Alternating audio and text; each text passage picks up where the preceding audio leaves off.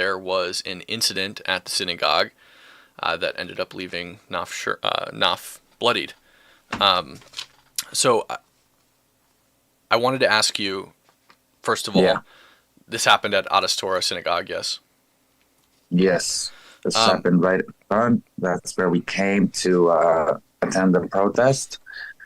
And from there, we went to it carried on to the street. And then from the street, we got moved up a little bit further down Pico towards Robertson, which is a little bit like getting pushed down the street. yeah, So we were all getting pushed down. Yeah. yeah.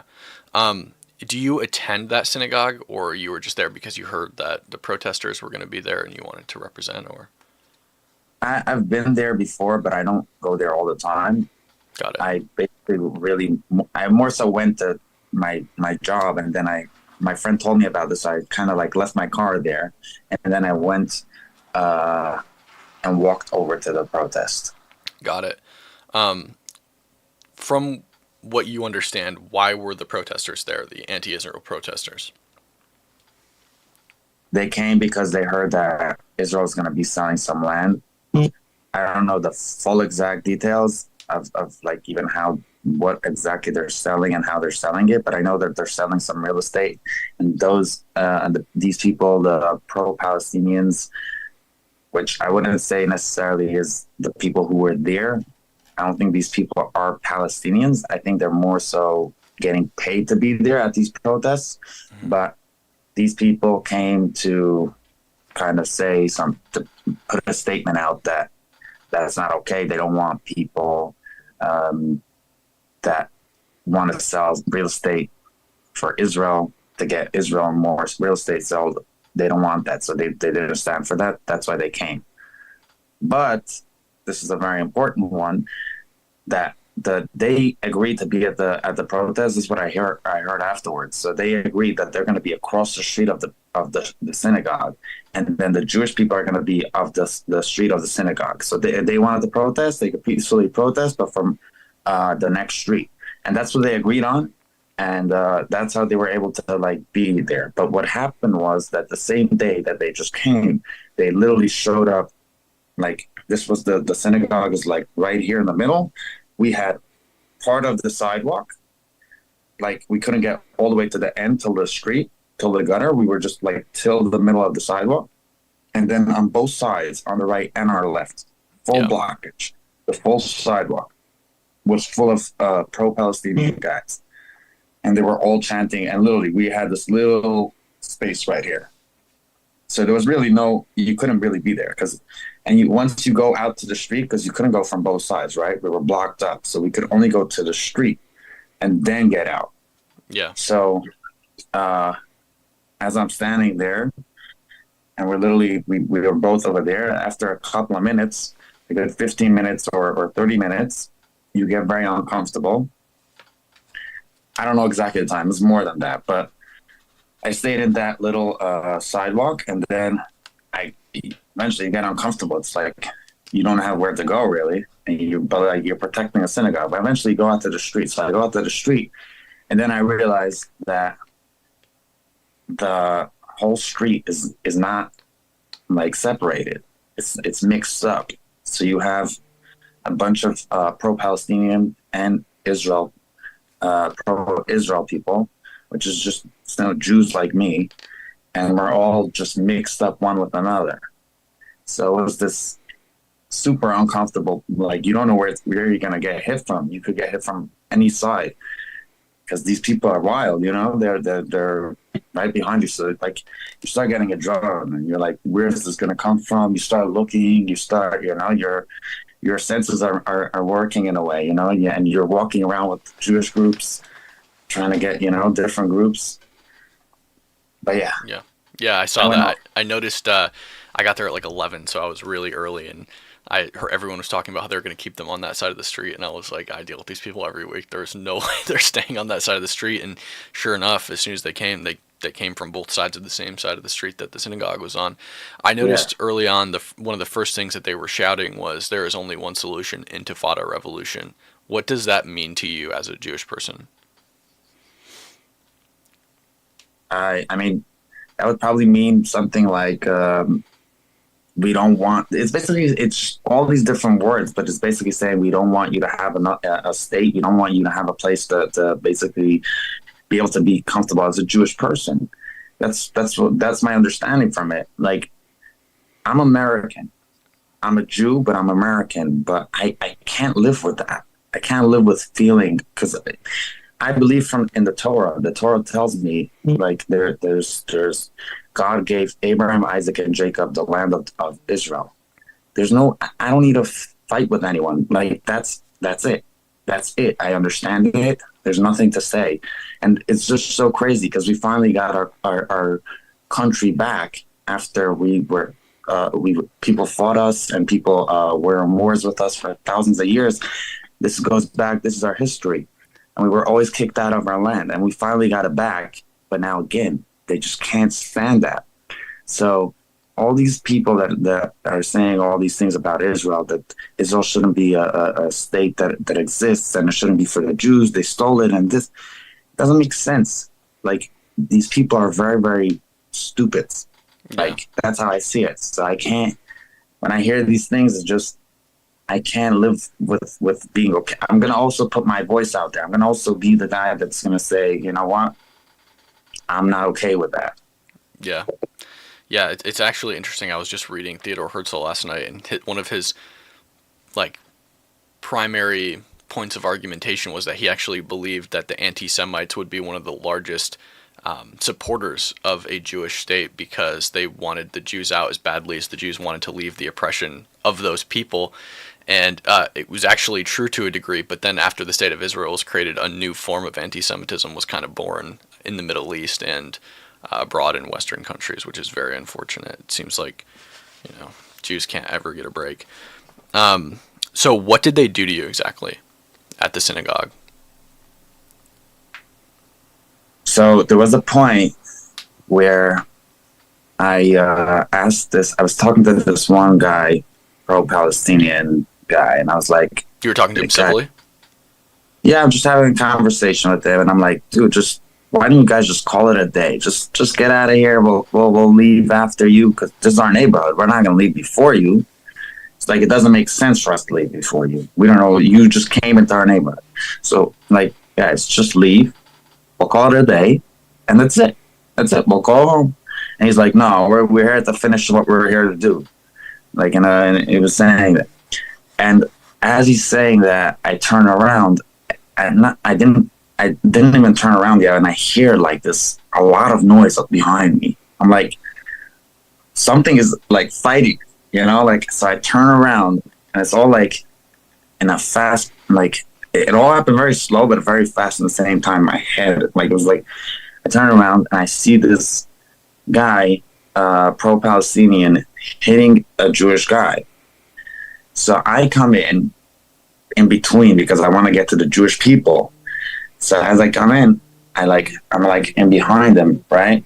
And then I got punched, I think, as I was like holding him to like get past. The Jewish guy or the other guy? Past. No, this is a Palestinian guy, so pro-Palestinian guy. Yeah. So he's standing right here, okay, and he's like fighting this Jewish guy. So, and I'm like right here coming in. I'm like alone, and I'm like, so I come in between, try to like get to the Jewish side, right? So I like get in there, I get punched. So then both of us fell on the floor. And then it's a very interesting, this all happened very quick, okay? So we come in, we both get on the floor, and then I felt on that moment, because I heard everyone's like, it was like a rush. And I could hear, I'm getting kicked in the head, and the only thing I could have done at that point was hold him down, so that I have a little bit of a shield to myself. So I'm like holding him down under, and this guy was like kind of pretty much stuck over there, because I felt like he was my only chance of, like, I don't know how they're going to kick me, and like, I don't know if one of them has a gun or something. So if he's on top of me, it's kind of like a little bit of a shield. I tried to like hold him there for even longer, but eventually got separated and everyone left and yeah. But what happened was my nose got broken. It moved a little bit to the side. I was in the hospital for a couple of hours, Mhm. and then they moved it back. Thank God. It was like they were like, usually we do this after a week. I'm like, guys, I'm not leaving here without this. So like, I had one nurse on one side, the other nurse on the other side of the bed, and they were like, okay, let's test this. And they start moving my nose a little bit. They like start pressing. I'm like, guys, let's get this done. Like, put it back. And then, sure enough, I heard a Wow. crack, and then they put it back in place. So it was pretty funny. Did they continue to kick you after that? After you had the guy? Yeah. So Because you look pretty bloodied up in the I pictures. yeah. So that didn't happen while I was on the floor. Okay. So I got punched in the face. I got punched in my nose before I hit the floor. And that's what Yeah. caused most of it. Yeah, people. I don't know what people think, but I did not get that punch on the floor. I got hit also more. Like I got hit in the head. I got kicked on the top. I got hit, but that was not like I got punched in the face. Like I remember that, like that sort of like feeling. Yeah. And there was a reason why we got to the floor. Like Mhm. it wasn't, I try to get in between to like sort of get to my people, and then we just got to the floor, and then I mean, with that punch, the only thing I could have done was just hold him down a little bit. So you Yeah, got punched in the face while trying to prevent somebody else from getting punched in the face, basically. yeah, and I tried to pass to the Jewish side. Yeah. I mean, there's a Palestinian. There's pretty much for me. I had to get through, and I see this guy hitting this guy, so I had to come in. Yeah. Yeah. Wow. This Um. was like, okay, let's because I was pretty much like I had to get somewhere, right? I Yeah. had to do something. I was in a very tight spot. Right. Did they say anything anti-Semitic to you? Oh yeah, What did they say? I mean the whole time there was like these people.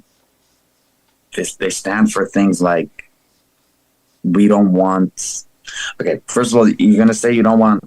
You don't like Zionists. You don't like. Then you don't like 95% of Jewish people because most Jews are Zionists. There's very, very, very few that are not pro-Israel being a state. So, um, there were people saying like, okay, things like, come out, come meet me right around the corner. Let's fight around the corner. Stuff like that. Saying I saw something come around. I saw people saying "you dirty Jew," things like that. Wow, that's crazy. Did you see anyone It's else? very it's sick. It's Very sick. Yeah, totally. Yeah, disgusting. Did you see anyone else get attacked other than the guy who you stepped in for? I saw people getting pepper sprayed. You got pepper sprayed, Yeah. but I know also this lady. She was trying to stop. She was trying to stop basically all the fights. That's what she was trying to do. I didn't see it with my own eyes because it happened right after, like literally, like probably like 60 seconds after what happened to me. Hmm. She basically got pepper sprayed, and some guy was like, "This is what she told me." Some guy with like two sticks came out of some guy came out of his car with like two sticks ready to fight her or something.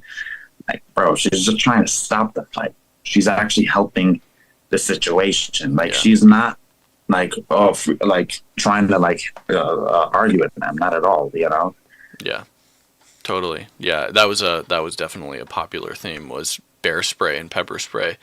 I think that day.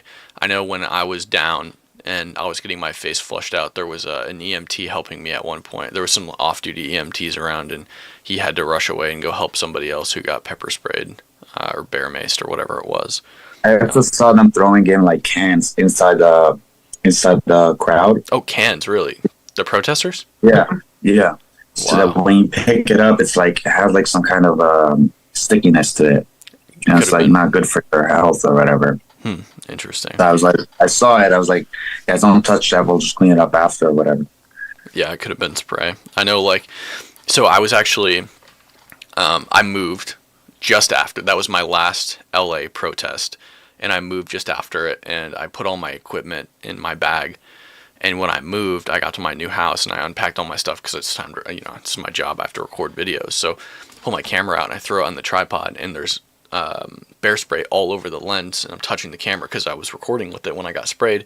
And I didn't realize it, and then I rubbed my eye for something, and all of a sudden now I'm in the bathtub washing my face out because I'm essentially bear sprayed again. Because it's oil based, so it just sticks and it stays, and so I had to wipe all my Yeah. equipment down and make sure that that didn't happen again. Um, uh, did the police How do long did it anything? hurt you for? How long was it? Or how long was it hurting? The bear spray, I mean, it burned my body for like 48 hours, 24 to 48 hours, and Wow. I'm trying to think. My eyes, I couldn't see for an hour and a half to 2 hours recovery time, and even then, it was kind of I could tell like my what do you call it? My corneas were scarred because it was sort of like everything was washed out and sort of had like a white. There was like a white haze over everything. Yeah. So I could tell they were scarred a little bit, but it went away with time. So I'm better now. I don't have any residual Thank pain, God. no permanent eye loss. But the interesting thing though is bear mace can permanently blind you, and a lot of people think that it's because of the chemicals that's in the bear mace, but that's not. It's because it shoots at 70 miles per hour and it just disintegrates your eyeballs. Like it's the blunt force of that stuff hitting your eyeballs. I got super lucky because I was really close to the person who sprayed me, but yeah. When you got attacked and when you saw other people getting in fights and stuff like that, did the police do anything about it? No, not at all. Which Same. is insane to me. That's just crazy. And they were everywhere too. The police. Any cop. There's no way. I saw protests in New York actually that were also crazy, Hmm. and the cops are standing right in front of the people when they see them like getting close. They're like standing right there. Yeah. Here, the cops were not even seen. They were just standing and pushing everyone closer and closer. Yeah. Like they were pushing everyone Hmm. down the street. They were pushing that people down the street slowly. Every 10 minutes or 15 minutes, another 10 feet or 20 feet. Yeah. So they were slowly getting everyone more and more together. So everyone's kind of getting so squished into each other. How is it possible that this is not going to? Tell me how it's possible. It starts with a little in the face, and then it starts with a little touch, and then it starts with a little jab, and then eventually it starts with something more, and then a punch. Like Yeah. it's so obvious that there's going to be a fight, but the cops, they didn't do anything. It didn't make. I thought that was crazy. That's Yeah. just insane. And well, so when they were pushing people too, my friend David had gotten when I got sprayed, he got sprayed too, but he was wearing sunglasses, so he didn't go down. But later, as they were pushing people, when I finally, like literally right when I managed to stand back up and was able to see again, they were pushing people, and he actually had spray drip down into his eye from his hat or his sunglasses or whatever, and he went down literally at the feet of the police. And I was like, guys, I need to sit here and wash his face out because like he can't see, he's in extreme pain, and they're like, you got to move him. And he's a muscular, bulky dude. I can't Yeah. move him. I'm like, guys, I just recovered. I can barely walk myself. I can barely see myself. I cannot move him. And I was like, can you guys just advance your line past us and I'll sit here with this water jug and continue to wash his eyes out? And they're like, no, you got to move him. So I mustered all the strength I had, threw him over my shoulder, and carried him to the kosher pizza station down the road. Shout out to Kosher Pizza Station.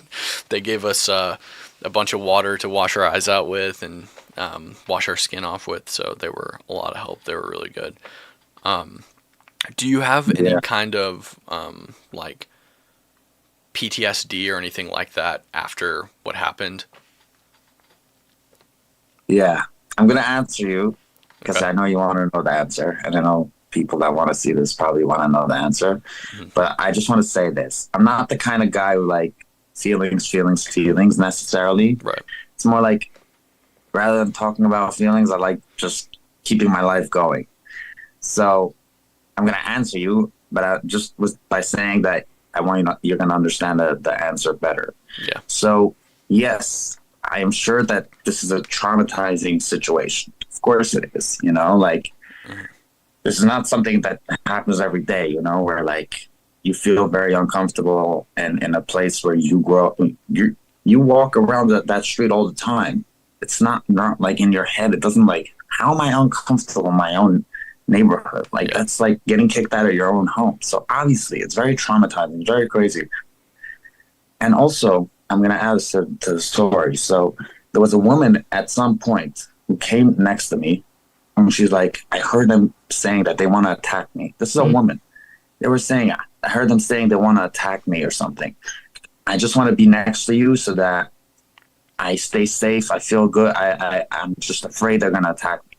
Hmm. Can you imagine how that makes me feel? Like, what the hell? Like, we're in America, you know? So Yeah. obviously, like, that's traumatizing. That's something that could stay with me. That's something that I don't think it's normal for any American to feel, you know? Yeah. This is our neighborhood.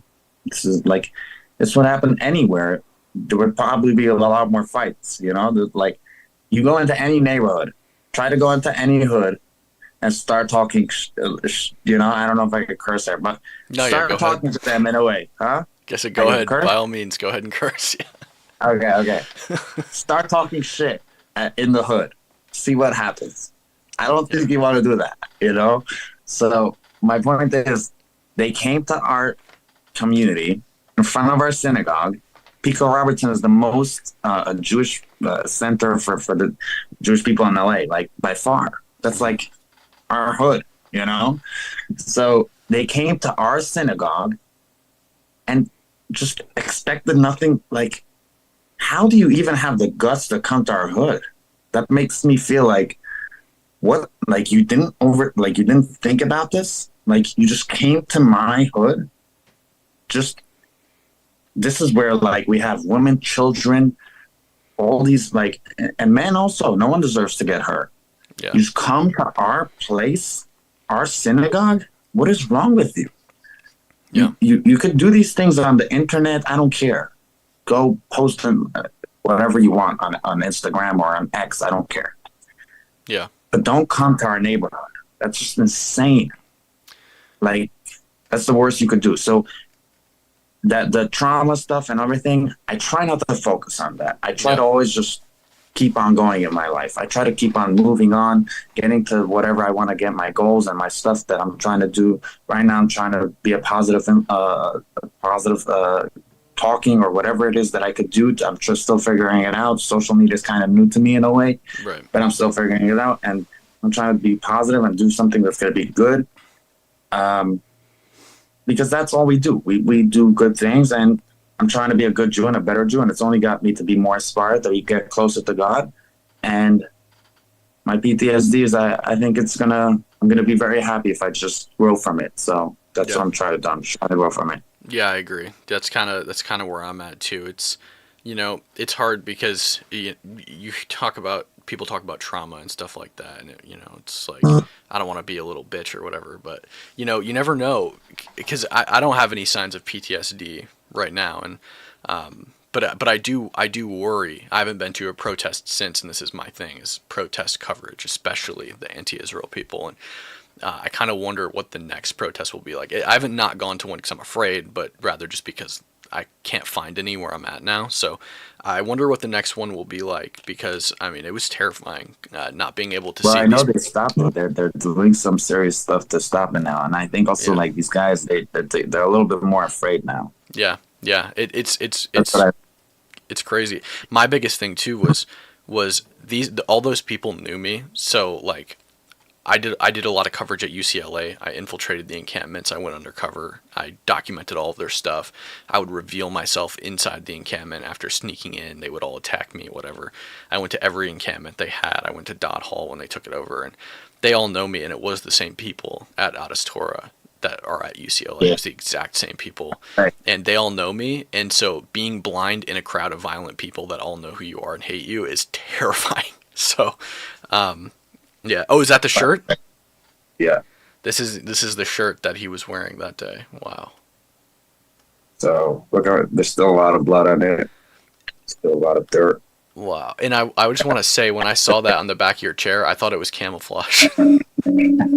I was saving it. I was saving it. I have to pull that out. I thought that was After I'm camouflage. gonna try and pick it up, I'm gonna put. I think I'm gonna like put it as a trophy because I think my grandkids are gonna be very, very proud of me. Yeah, yeah, man. I mean, it's crazy. I mean, you jumped in to try to help people, so I think anybody should be proud of that. Do you have any like lasting effects of what happened? Like, does your nose still hurt, or do you have bruises anywhere still, or anything like that? It wasn't that long ago. It was a month ago, but Yeah, so basically, my nose is back in place. yeah, I don't want to zoom too much into my nose. I don't think you want to see that. But over here, there's like a little bit of something sticking out, just a bit over okay, here. So it's no big deal. yeah, It still needs some work. I think it needs to go back just a little, like another few percent, a little bit more. yeah. But it's fine. You can't even tell. Like Okay, good, honestly, I'm good with this look. If I good. got this look and I just well, I didn't ask for it, but Makes a good if it story. happens, but like stay with it. It's like okay. It's like Trump's ears pierced. Like Yeah, that's trophy. That's not a bad thing. there you go. Yeah, good, good. What do you call it? Conversation piece. I gotta see the story. I gotta see what's the best way to see it, Yeah, and that's how you know. yeah. Did you file a report with the police after all this happened? Yeah, I'm working on it. That's something I'm working on. We're gonna see where it takes us. But Cool. yeah, Good. Good. I'm glad. I filed a lot of reports too for stuff that happened to me. yeah. Unfortunately, nothing happened. But so after you got hurt, did anybody step in and help you? Like for me, I had one person who stepped in and helped me. His name is Rabbi Sufrin. He stepped in and he helped me and he guided me to safety and made sure that I was fine and had somebody. Was there anybody like that for you? What I had was pretty much the Jewish people who saw what's happening, so they Yeah. came in Right. and stopped the fight, which basically probably saved my life. Yeah. Because there was like 10 of them, 15 of them on Good. top of me. Yeah. I mean, Good. I'm one person. Okay. I mean, I had him as a shield, that guy, but still, they could get to me. And it was one on one. I probably would have done a lot better, but Yeah. And yeah. oh crap, I was gonna ask you a question. Did you go home like right after, or did you stick around for a little while, or? I mean, I didn't go home at all. So after Oh, that, okay. right away with the NBC News, it was it was like the same day, Yeah. like I was like, guys, I want to get out of here. And then this one girl was telling, no, talk to the news, talk to the news. I'm like, okay, fine, let's do this. We'll do this real quick. I was like, I need to get to the medic, but I started talking to the news, and then another news, and then another, and that's when everyone saw me uh, on TV. And then I also posted a video that someone took for me. Mhm. I I just took that. I just got that video and posted it on Instagram. It blew up, and that's how people found my account. Um, Good. which also caused a lot of hate because they also found my account. Yeah. But It happens, man. yeah, I don't care. Let Yeah. them do Screw whatever 'em. they want to do. I don't You'll care get what more they. support than you get hate. That's what matters. Yeah, Um. it doesn't even matter. Like these people mean nothing to me at this point. Yeah. The things that they stand for, they're just so disgusting that I don't care if they hate me, if they love me. It would mean nothing different to me. I don't care. Yeah. I don't like. I'm doing something good by them not liking me. I'd rather them Yeah. not like me. Exactly. Yeah. You got so yeah, you stayed around and did news interviews. When I was out of commission, I couldn't see anything, and I was actually scared because I'm like, "Damn, am I going to be able to see again? Like, how long is it going to take? Whatever." So I gave my phone to somebody who was helping me. Called my girlfriend. She came out to get me, and by the time she finally got out there, I could see again, and I was standing up, like already jumping back in and filming people, and I was like, "Shit! Like, I want to stay." You know what I mean? And then Yeah. it's probably a good thing that I went home because I was not in good shape, No, you but might have ended up like me if you would yeah, have stayed. right. Yeah. So do you want to just real quick before we wrap up, give a sort of recap of what you experienced, the story from your perspective, as detailed or undetailed as you would like to tell the story? I'd like to say I'll give a very short version of it. How Perfect. about that? Perfect. I'll give just the simple. Yeah. But I'd like to say something in general Hmm. after. Definitely. Say anything you like. But the simple story is I came as a proud Jew, and I feel like just like any Jew did, there was a lot of people who came there. Now, why I'm the one who got hit and not others, and why that's I don't know. Maybe that's just what God wanted was for me to get hit, and maybe that's for his reasons. I don't know, but things happened, and then eventually they escalated, and then it got to the point where I got my punch, and my nose broke, which was the very video, that video, and that also that picture where you see me with a lot of blood. Yeah. So that happened. So we all know the story. I mean, pretty much. I gave the idea, right? I gave Right. pretty much the thing. But I want to tell you something that was very, very, very special to me and stuck out to me ever since that happened, which was since that happened, I've gotten probably thousands of people from all around the world who just reached out to me to say, I just want you to know you have my support. We love you. I'm Israel Chai, saying all these things, offering me things, gifts, this, that. I don't take that many gifts, by the way. If you ask me to send me a gift, sure, go ahead. Thank you. I appreciate it a lot. But people have just been. It just made me realize how proud I should be to be a Jew. Like I knew this, but like I can't tell you the amount of love that I've gotten. And right now, I'm also like I started like doing things that are a little bit closer to God, like Shabbos stuff, and then I'm trying to get connected to that more and more.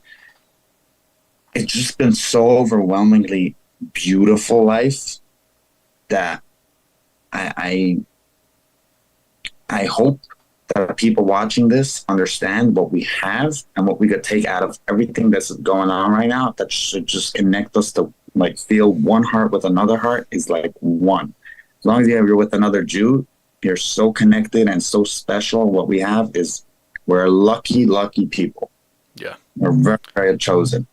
I think what's interesting is it seems anti-Semite hate is based on sort of a fear or hatred for the unity and productivity that Jews possess, but it seems every time they carry out acts of hate against Jews, it only makes them more productive and only brings them closer to each other and their faith. So Yeah. I think it's really interesting that that cycle sort of they're creating the very thing that they hate so much. So I think that's very interesting. So Yeah. yeah, is there anything else that you wanted to say before we wrap up the interview? Any message you have to people or anything like that? I think that'll be all, but I'm just going to say I love everyone, regardless of what they think. But I hope that we could one day stop fighting. And I'll say one more thing. I don't want for innocent people to die, not in Gaza, not in anywhere. But it is what it is sometimes when you have a war that Hamas started and then they came into Israel to hurt our people and they killed our babies and they said they would do it again over and over and over and over. So when you have casualties where Israel's trying their best to not kill any innocent people, but when you have some of them that do get killed, that's just a part of war. Now, the ones that are really you should really be upset at is Hamas, because they're the ones that are putting these civilians in these traps. Israel's sending them messages. Israel's doing whatever they could to get them out of there and just to kill Hamas leaders. But Hamas doesn't want that. So really, I hope that you could really understand that. It's not that Israel's bad people. I'm telling you right now, I'm very, very upset if I hear just that innocent person died. I don't care where they're from. I don't care what I don't want any innocent person to die.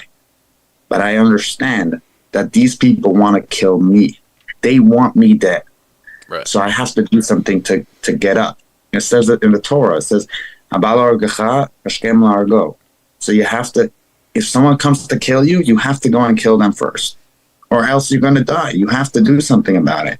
And that's how this is how it feels. It feels like we have to fight. The Torah is telling us to. This is something we have to do. And it's not even, it makes sense. How could we not fight? These people said it. They would go and do October 7th over and over and over again. We have to do something about it. Of course, I'm not happy when someone innocent dies. I hate it with all my heart. I hate it. I hate seeing innocent people die. I could think of that. Just, I'm a human too. I don't want to die as an innocent person. So the same thing. I don't want that for Israel or Gaza. But right now, we have to take care of the situation. And Israel's doing whatever they could to make sure that the innocent people are actually going to be safe. But just so you understand, another thing, the innocent people, the civilians that you're talking about, many, many, many times, they're not innocent because they were dancing on October 7th, celebrating our death. So make sure that you really know when you're saying innocent civilians, because that innocent civilians, that's very, very small percentage, very, very small. And I hope that those real innocent people, nothing ever happens to them. I hope that they stay safe and they live it happily after this whole thing happens. I hope that we're going to figure it out for them. Yeah, me too. Well, I appreciate you guys joining. We're going to end the stream now, and I will, of course, post this wherever. Thank you for joining me, Naf.